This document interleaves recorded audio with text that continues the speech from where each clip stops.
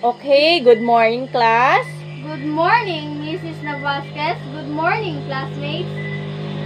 Okay, before we proceed, Miss Alulod, can you please lead the prayer? Let us pray. In the name of the Father, the Son, the Holy Spirit. Amen.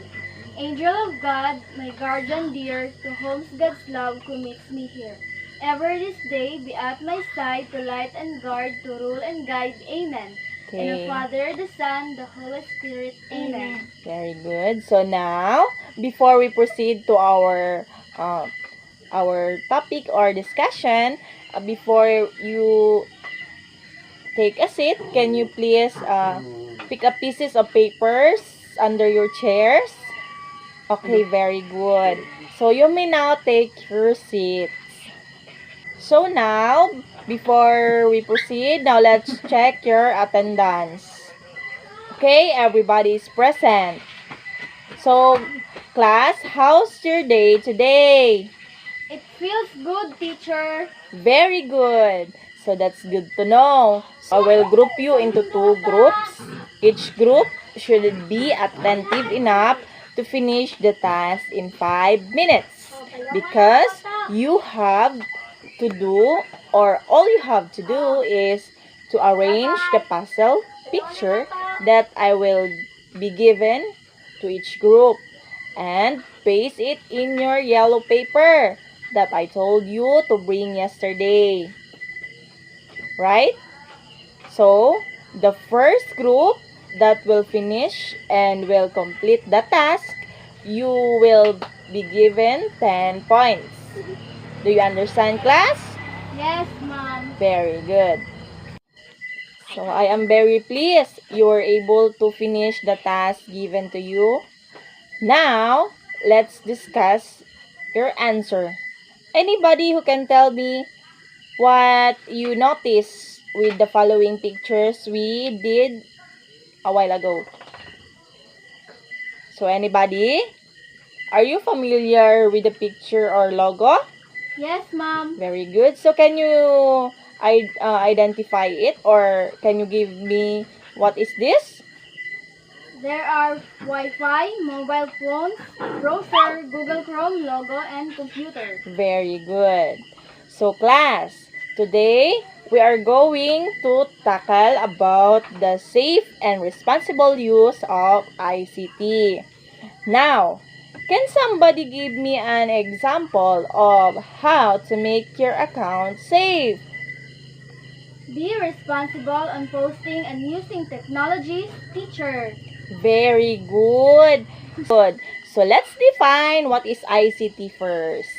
ICT, information communication technology, is include the wireless network, internet, email, computer, laptop, table, or other electronic device. This is our guidelines on how to safe and responsible use of ICT. So, Alolod, can you please read number 1? Number 1. Be secure. I will keep passwords to myself and not share them with anyone, even my close friends. And I will always log out and log off my account on any device that I am using. I will always lock my computer when I walk away from the screen, even for a short while. Very good. So you need to be secure. Then number 2. Kelvin, can you please read number 2? Number 2.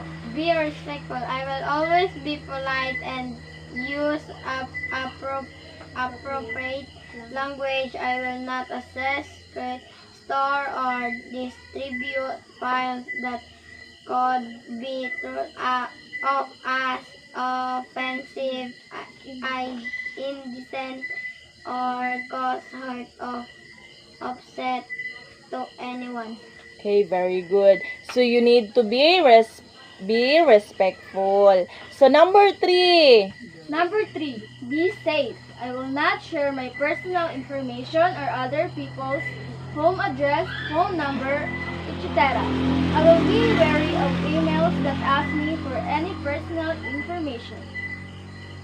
Okay, very good. So, you need to be safe. Okay, so read it, number 4. Number 4, be responsible. I will think carefully about the places I go online and keep focused when on the learning task. I will take good care of the ICT equipment I use. I understand that if I am irresponsible in my use of ICT, I may lose my access to it. I understand that I may be able to use my own device or mobile phone in school only at agreed times. If I use it in class without permission, my device may be temporarily confiscated and my parent or career informed.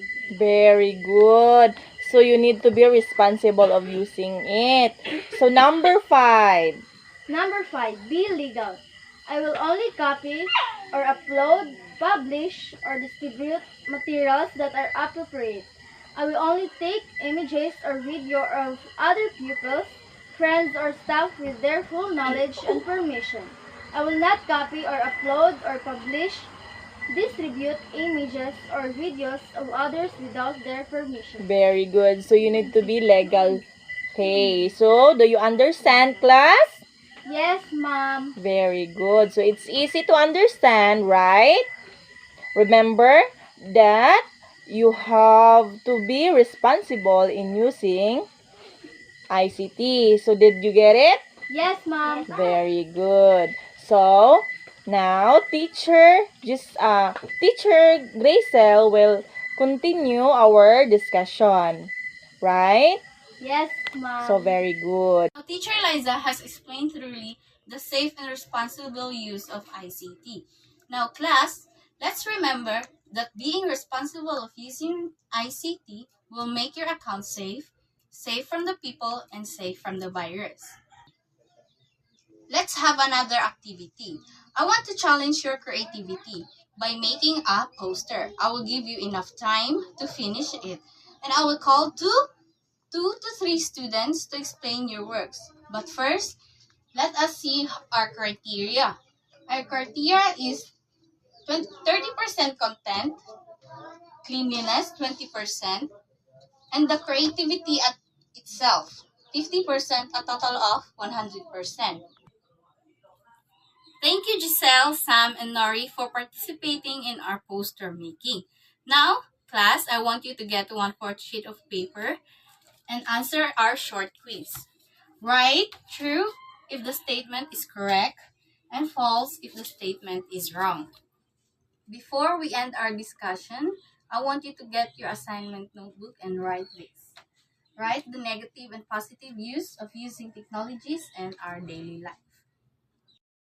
Okay, so that would be all, and goodbye, class. Goodbye and thank you, Mrs. Novasquez.